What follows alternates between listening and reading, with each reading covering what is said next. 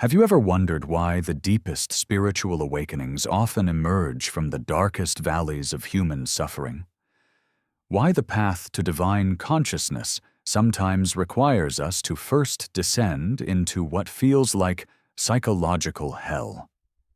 There's a teaching that Jesus gave, hidden in plain sight for 2,000 years, that speaks directly to those who have survived the soul-shattering experience of narcissistic abuse. And what's encoded in this wisdom isn't just comfort for the wounded. It's a complete map for spiritual transformation that the ancient mystics understood but rarely spoke about openly. Right now, type in the comments, "I am ready to see the truth," because what you're about to discover will fundamentally shift how you understand both your suffering and your spiritual awakening. And if you feel something stirring in your soul already, do me a favor, hit that like button. Not for me, but as a declaration to the universe that you're ready to reclaim the spiritual power that was always meant to be yours. Here's what most people don't realize. Narcissistic abuse isn't random. It's not just bad luck or poor relationship choices. From an esoteric perspective, it's one of the most potent catalysts for spiritual awakening that exists in the human experience. The ancient Gnostics knew this. The Desert Fathers understood it. And Jesus himself taught about it in ways that have been misinterpreted for centuries. You see, when you encounter a narcissist, you're not just dealing with a difficult personality.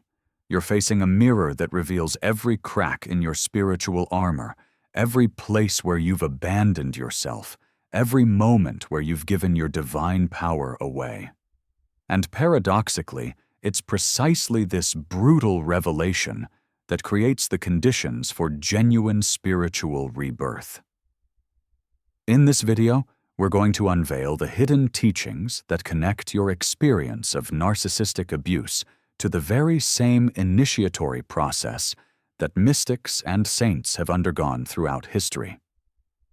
We'll explore what Jesus actually meant when he spoke about certain teachings that relate directly to psychological manipulation, spiritual warfare, and the reclamation of your true divine nature.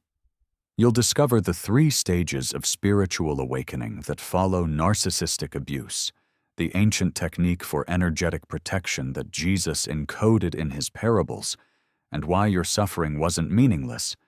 It was preparation for something far greater than you've imagined. This isn't theory. This is the intersection of ancient wisdom and your lived experience, and by the end, you'll understand exactly why you had to walk through fire to discover who you really are. To understand the profound connection between narcissistic abuse and spiritual awakening, we must journey back to the dusty roads of first-century Palestine, where Jesus walked among people who were experiencing their own forms of psychological and spiritual oppression. But we need to look beyond the sanitized Sunday school versions of his teachings and examine what he actually said about dealing with those who seek to devour your soul. In the Gospel of Matthew, Jesus speaks words that have echoed through millennia. "Beware of false prophets who come to you in sheep's clothing, but inwardly they are ravenous wolves. You will know them by their fruits." This wasn't merely a warning about religious charlatans. The ancient Aramaic word Jesus used, which translates to ravenous wolves, carried a far deeper psychological meaning. It described individuals who present a false self to consume the spiritual essence of others. Sound familiar? The early Gnostic Christians, those mystical seekers who were eventually branded as heretics, understood something profound about this teaching.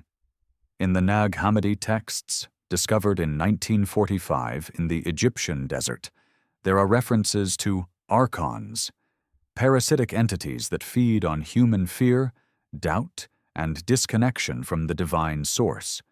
The Gnostics weren't speaking metaphorically. They were describing a very real phenomenon: people and forces that operate through deception, manipulation, and the systematic dismantling of another's connection to their true self. The Desert Fathers, those early Christian mystics who retreated into the Egyptian wilderness in the 3rd and 4th centuries, wrote extensively about spiritual warfare. St. Anthony the Great spoke of demons that would appear as angels of light, offering wisdom and comfort, only to lead souls into deeper bondage. But here's what's crucial. These Desert Fathers understood that these encounters weren't punishments. They were initiations. Every demon faced and overcome represented a false belief system shattered, a piece of ego dissolved, a step closer to divine union. In the ancient mystery schools of Egypt, Greece, and the Near East, initiates underwent a process called katabasis, a descent into the underworld. This wasn't a physical journey. It was a psychological and spiritual ordeal where everything the initiate believed about themselves and reality was systematically destroyed. They would face their shadow, confront deception in its purest form, and experience what felt like complete annihilation of the self. Only those who survived this descent could ascend to higher consciousness. Jesus himself underwent this process. The 40 days in the wilderness weren't a vacation. They were a confrontation with the ultimate deceiver, the ultimate narcissist, if you will, an entity that offered him the kingdoms of the world in exchange for his soul. The temptations weren't about bread or jumping off temples. They were about identity manipulation, reality distortion, and the seductive promise of power through abandoning one's divine nature. Does this pattern sound familiar to those who've been in relationships with narcissists?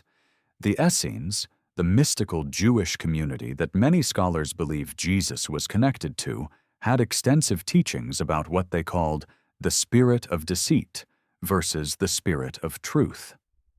They understood that certain individuals operated entirely from the spirit of deceit. They were incapable of genuine love, truth, or connection. But the Essenes taught that encountering such people wasn't accidental. It was part of the soul's curriculum, a necessary darkness that would ultimately drive the seeker toward the light with unprecedented desperation and clarity. In the Kabbalah, the ancient Jewish mystical tradition, there's a concept called shattering of the vessels, shevirat hakalim. This describes a cosmic event where divine light was too intense for the containers meant to hold it, causing them to shatter. But here's the mystical paradox. This shattering wasn't a failure.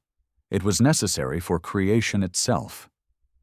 The shards that fell became the material world, and our spiritual task is to find the divine sparks hidden within the broken pieces and elevate them back to their source. Your experience with a narcissist? That was your shevirat hakalim. You were shattered. Every vessel you thought could hold love, trust, and meaning was broken, but encoded within that breaking is the very mechanism of your awakening.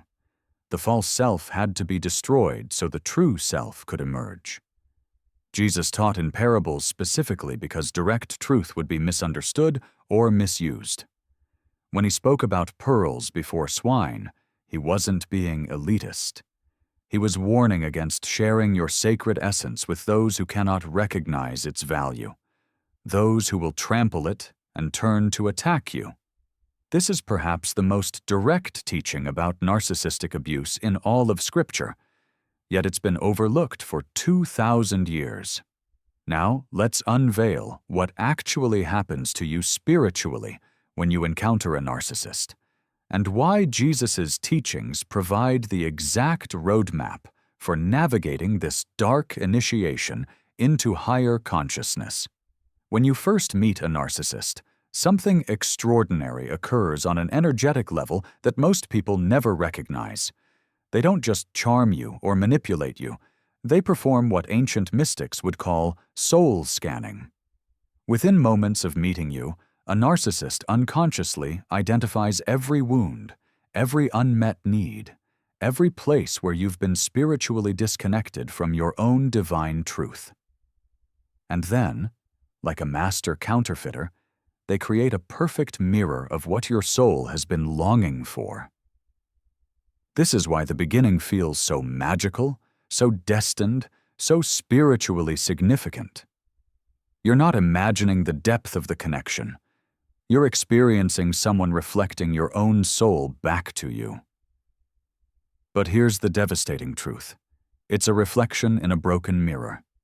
The image looks real, but it's a distortion designed to extract your light. Jesus spoke about this phenomenon when he described certain people as whitewashed tombs, beautiful on the outside but full of death within.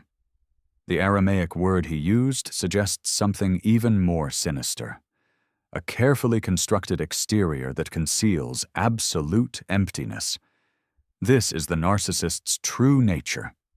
There is no authentic self underneath the mask. There is only a void that must constantly consume others' energy, attention, and essence to feel any sense of existence. But why does the universe allow you to encounter such a being? This is where the teaching becomes truly profound. In the ancient initiatory traditions, before a seeker could access higher spiritual realms, they had to prove they could recognize deception. Not just avoid it, truly recognize it at its source. The greatest spiritual danger isn't ignorance. It's the inability to discern truth from illusion when both are presented with equal conviction. A narcissist is your spiritual discernment test, administered by the universe itself. When Jesus said, "You shall know the truth, and the truth shall set you free," he wasn't talking about intellectual knowledge. The Greek word used for know is ginosko. It means experiential, intimate knowledge born from direct encounter. You cannot truly know the difference between genuine love and its counterfeit until you've been devastated by the counterfeit. This is the terrible mercy of your experience. The narcissistic relationship follows a three-stage alchemical process that mirrors the ancient mystery school initiations: the idealization, the devaluation, and the discard. But these aren't just relationship phases. They're spiritual death and rebirth stages disguised as human interaction. During idealization, you experience what feels like divine love. The narcissist becomes your source of validation, worth, and reality itself. This is the mystical marriage, the union you've always sought. But here's what's actually happening. You're being systematically disconnected from your own inner divine source and taught to seek it externally. Every compliment, every moment of intensity, every promise of forever. These are energetic hooks that pull your consciousness out of your own center and into orbit around another person. Jesus warned about this exact dynamic when he said, "No one can serve two masters." He wasn't just talking about God and money. He was describing the fundamental spiritual law that you cannot be connected to your own divine source while simultaneously making another human being your source. The narcissist offers to be your God, and when you accept that offer, however unconsciously, you begin the descent. Then comes the devaluation, and this is where the real initiation begins. Everything that was praised is now criticized. Everything that felt certain becomes unstable. The person who saw your soul now acts as though you have none. And here's what makes this so spiritually devastating. You begin to question your own perception of reality itself. The ancient Gnostics called this archontic inversion, the systematic reversal of truth until you can no longer trust your own inner knowing. The narcissist tells you that your memories are false, your feelings are wrong, your perception is flawed. They rewrite history, deny conversations that happened, and present an alternative reality with such conviction that you begin to doubt the very foundation of your consciousness. This is psychological crucifixion. And just as Jesus was crucified before resurrection, you too must experience this death of the false self. the self that believed external validation could ever be a substitute for internal divine connection. But here's the mystical secret hidden in this agony. The narcissist cannot destroy your true self. They can only destroy your illusions about yourself. Every cruel word, every betrayal, every moment of feeling worthless, these are actually revealing where you've built your identity on sand instead of stone, where you've believed lies about your own nature, where you've given your power away. The discard stage is the final death.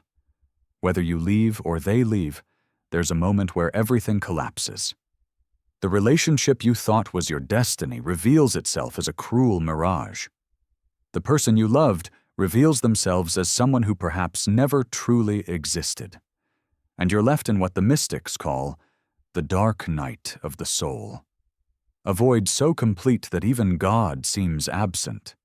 St. John of the Cross, the 16th century Spanish mystic, wrote extensively about this dark night. He described it as the necessary destruction of all false comforts, all spiritual consolations, all ways we've tried to control or understand the divine. It feels like abandonment, but it's actually the stripping away of everything that stands between you and direct experience of your true nature. Now we arrive at the most profound paradox of this entire teaching. The secret that transforms your suffering from meaningless pain into sacred initiation. The narcissist, despite their malicious intent, becomes the unwitting servant of your spiritual awakening. They are the dragon guarding the treasure, and the treasure is the truth of who you really are. Jesus taught about this principle through the parable of the wheat and the tares. He described how an enemy came and planted weeds among the good wheat, and the servants wanted to immediately pull them out. But the master said, "No, let both grow together until the harvest, lest while you gather up the tares, you also uproot the wheat with them." For centuries, scholars have debated what this means. Here's the esoteric interpretation that applies directly to your experience. The narcissist plants false beliefs, toxic patterns, and distorted perceptions into your consciousness. Your immediate instinct is to remove them, to fix yourself, to get back to who you were before. But the master wisdom says, let them grow together until you can see clearly what is truly yours and what was planted by another. This is why healing from narcissistic abuse isn't about returning to your former self. That self was vulnerable to the deception because it hadn't yet learned discernment. The wheat and the tares must grow together until you develop the spiritual maturity to distinguish between them. Your authentic divine nature and the false programming must coexist for a season while you develop the consciousness to separate them. In the ancient Egyptian mysteries, initiates underwent a ritual called the weighing of the heart. The god Anubis would place the initiate's heart on a scale opposite the feather of Maat, representing truth and cosmic order. If the heart was heavy with falsehood, it would be devoured. But here's what the deeper teaching reveals. This wasn't about moral judgment. It was about recognizing what was authentically you versus what you'd absorbed from a reality that wasn't aligned with truth. After narcissistic abuse, your heart is being weighed. Every belief you held about love, trust, worthiness, and reality itself is being measured against the feather of truth. I am only lovable when I'm perfect. Does this belong to you, or was it planted? My needs are too much. Is this true? Or is this the voice of someone who needed you to believe you were too much? I can't trust my own perception. Is this wisdom, or is this the residue of someone who needed you to doubt yourself? The Buddha taught that all suffering comes from attachment, but he also taught something more nuanced that applies here. Suffering comes from clinging to what is impermanent, as though it were permanent. and rejecting what is true as though it were false. The narcissist taught you to cling to their false self as though it were real, and to reject your own true self as though it were flawed. The awakening comes when this inversion is finally recognized and reversed. But there's another layer to this teaching that's even more profound. The narcissist doesn't just reveal your false beliefs. They reveal your hidden spiritual gifts that you've been suppressing your entire life. You see, empaths, sensitives, and highly conscious individuals are specifically targeted by narcissists because they carry something the narcissist desperately needs: genuine spiritual light. Your ability to feel deeply, to sense others' emotions, to give selflessly. These aren't weaknesses that made you vulnerable. These are advanced spiritual capacities that you hadn't yet learned to protect and wield with wisdom. In the biblical account, Jesus sent his disciples out with specific instructions. "Behold, I send you out as sheep in the midst of wolves. Therefore be wise as serpents and harmless as doves." For 2,000 years, this has been interpreted as a call to be clever while remaining innocent. But the esoteric meaning goes deeper. The serpent wisdom isn't about manipulation. It's about understanding the nature of predation without becoming a predator. It's about recognizing those who operate from the void without losing your own connection to wholeness. You were sent out as a dove, pure, trusting, seeing the good in others, and you encountered a wolf. This wasn't a mistake. This was the universe's way of teaching you serpent wisdom. You now know what you couldn't have learned any other way: that not everyone who speaks of love understands love, that not everyone who appears spiritual is connected to spirit, that not everyone who seems wounded deserves access to your healing gifts. The Kabbalistic tradition teaches about the concept of tzimtzum, divine contraction. Before creation could occur, God had to contract to create a space of apparent absence so that something other than God could exist. In that space of divine withdrawal, darkness emerged. But that darkness wasn't evil. It was the necessary condition for free will, for choice, for the possibility of beings who could choose to return to the light. Your relationship with the narcissist was your personal tzimtzum. The divine presence seemed to withdraw. Love seemed absent. Truth seemed to disappear.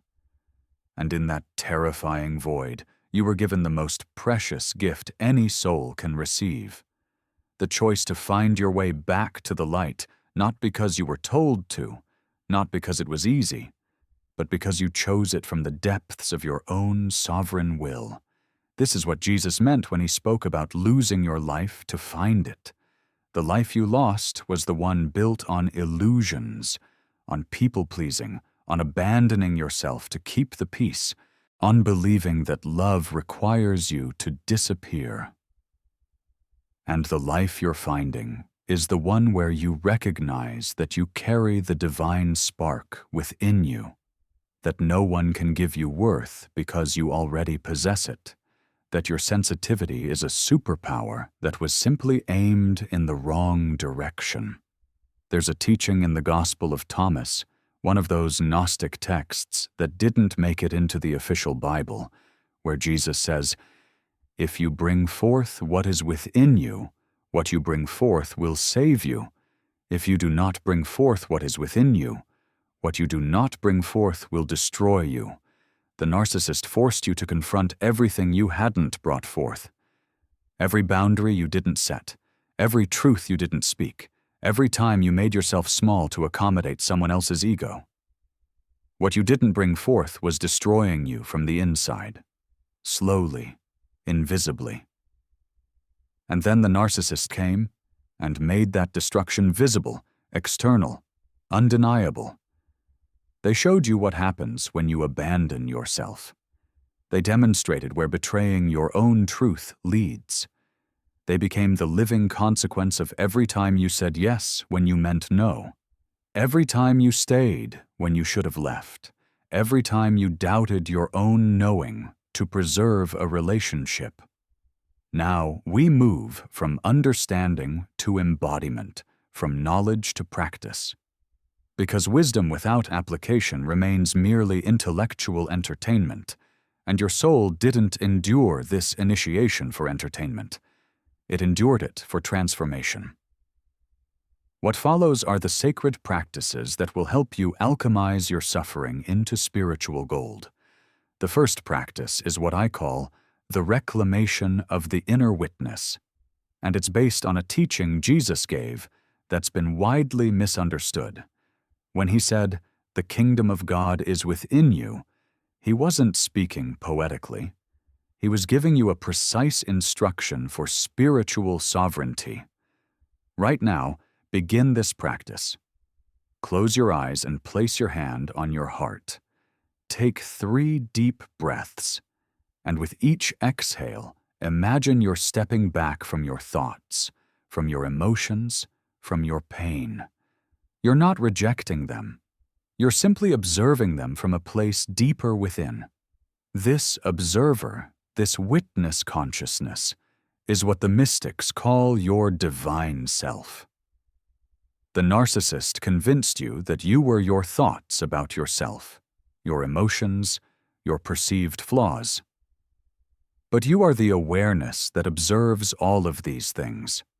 Practice this daily, especially when triggering memories arise. Instead of saying, "I am anxious," say, "I notice anxiety is present." This simple shift reconnects you to your true nature, the unchanging awareness that witnessed everything the narcissist did but could never be destroyed by it. The second practice is the boundary as sacred temple, drawn from the biblical teaching about casting pearls before swine. Your energy, your time, your emotional labor, your body, your truth, these are the pearls. Every time you gave them to someone who couldn't value them, you were desecrating your own temple. Here's the practice. For the next 7 days, before you say yes to anyone or anything, pause for 3 full breaths and ask internally, "Does this honor my temple or violate it?" You'll feel the answer in your body. A contraction means violation. An expansion means honor. Start with small things. A text message that demands immediate response. A request for your time. Someone's expectation that you explain yourself. Notice how often you've been taught that boundaries are selfish. That teaching didn't come from the divine. It came from people who benefited from your boundarylessness. Jesus himself regularly withdrew from the crowds, said no to demands, and disappeared when people wanted to make him into something he wasn't. Your no is a complete sentence. Your unavailability is not cruelty. Your protection of your own energy is not selfishness. It's stewardship of the sacred. The third practice I offer you is called the alchemy of trigger transformation. When painful memories surface, and they will, most people try to suppress them, distract from them, or drown in them. But ancient alchemists understood that the same fire that burns can also purify. Here's how. When a triggering memory arises, don't run from it.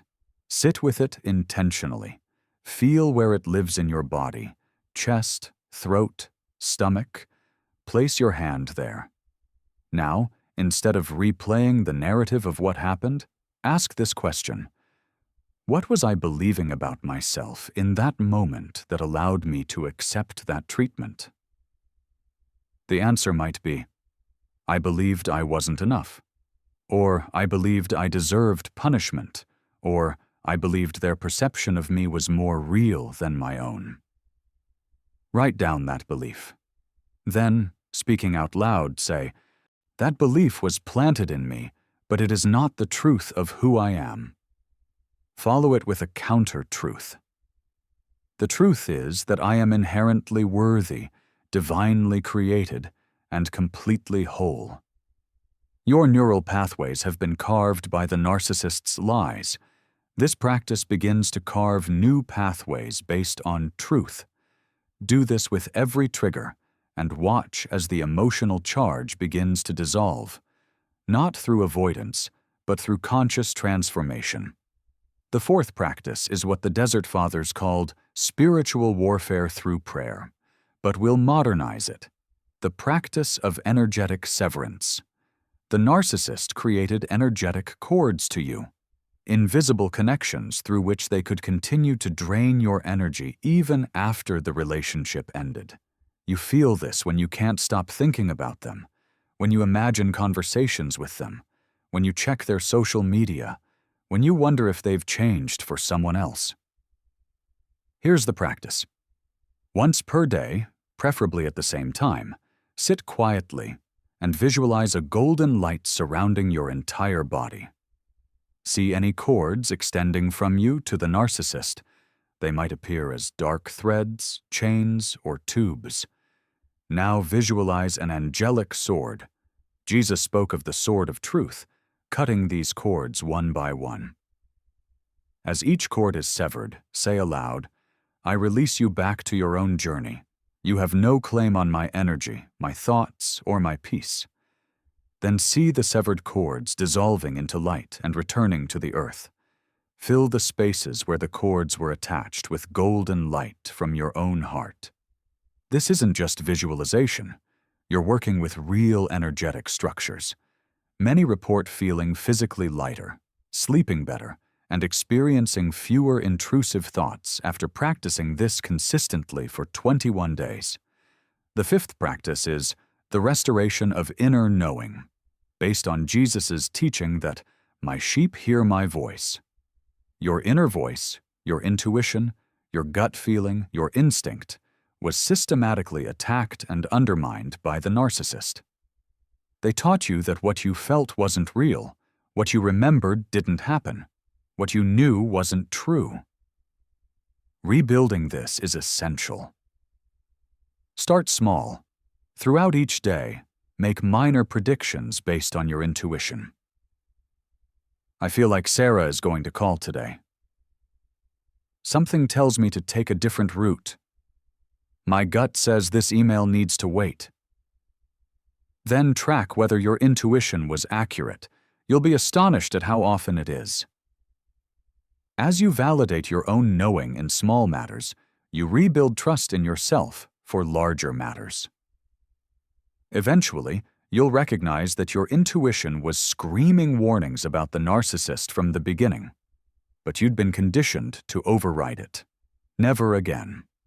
Your inner knowing is the voice of the divine speaking through you, and honoring it is how you ensure you're never deceived so profoundly again. The final practice is the daily remembrance of your true identity. In Kabbalah, there's a practice of reciting who you are according to divine truth, not according to the world's assessment. Each morning, before you check your phone or engage with the world, stand before a mirror, look into your own eyes, and speak these truths. I am a divine being having a human experience. I am worthy of love simply because I exist. My sensitivity is a gift, not a flaw. What was done to me does not define me. I am being transformed by what happened, not destroyed by it.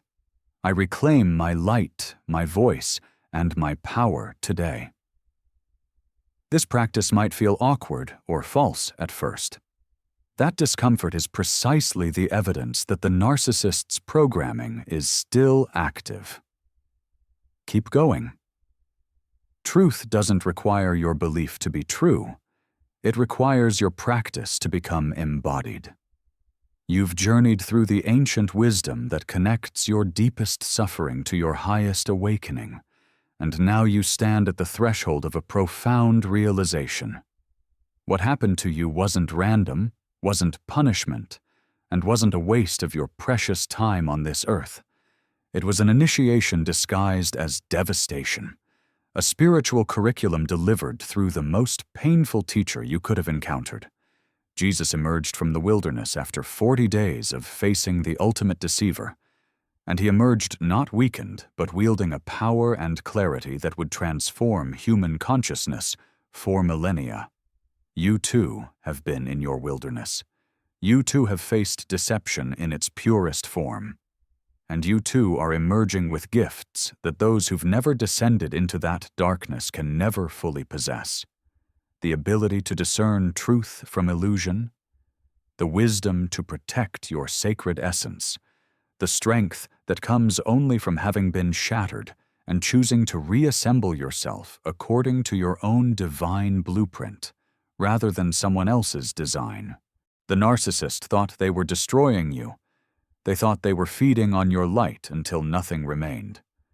But they didn't understand the fundamental law of spiritual alchemy that the ancient mystics knew. You cannot destroy light. You can only reveal where it's been hiding.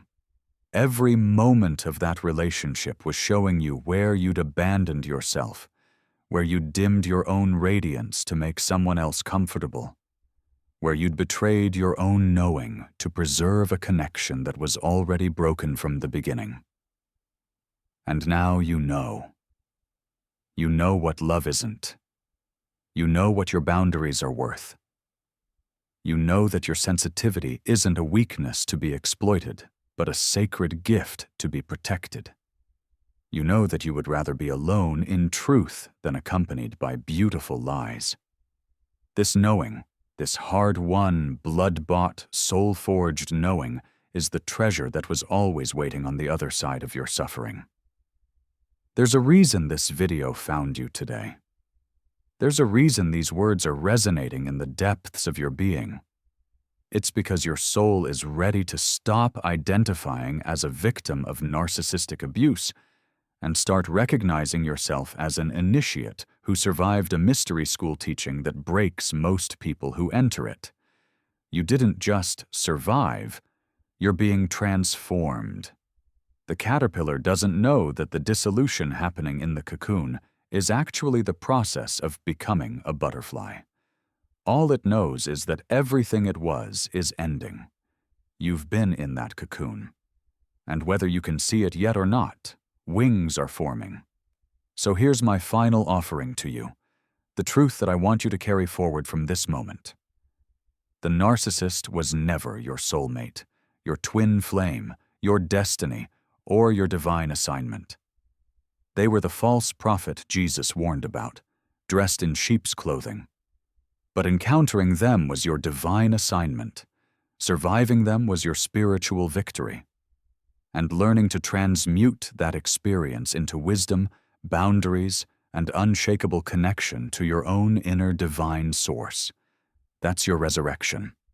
That's your awakening. That's your proof that what was meant to destroy you actually revealed the indestructible truth of who you are. The ancient mystery schools taught that the initiate who completes the journey must return to the ordinary world with the gifts they've gained and help others find their way through the darkness. You are that initiate now. Your story, your survival, your transformation, these are not just for you. They're medicine for someone still trapped in the confusion you've moved through. They're hope for someone who thinks they'll never feel whole again. They're proof that the human spirit, when connected to its divine source, cannot be permanently broken by anyone or anything. Take a moment right now and write in the comments what truth you're reclaiming today. Let your words be a declaration to the universe and an encouragement to someone who needs to hear that they're not alone in this journey. And if this video has illuminated something in your soul, if it's helped you see your experience through the lens of sacred initiation rather than meaningless suffering, share it with someone who needs this perspective. Your sharing might be the catalyst for another person's awakening. Remember, you are not broken. You are breaking open. And what's emerging from the cracks is the light that was always meant to shine through you, unfiltered, undiminished, and finally free. The journey doesn't end here. It transforms here. Keep walking. Keep practicing. Keep reclaiming. The desert is behind you, and the promised land of your own divine sovereignty stretches out before you, waiting for you to step into it with the hard-won wisdom of someone who now knows the difference between false prophets and truth, between love and its counterfeit, between who you were told to be and who you actually are. You've got this. And more importantly, you've got you, perhaps for the first time in your life. You truly have yourself. And that beautiful soul changes everything.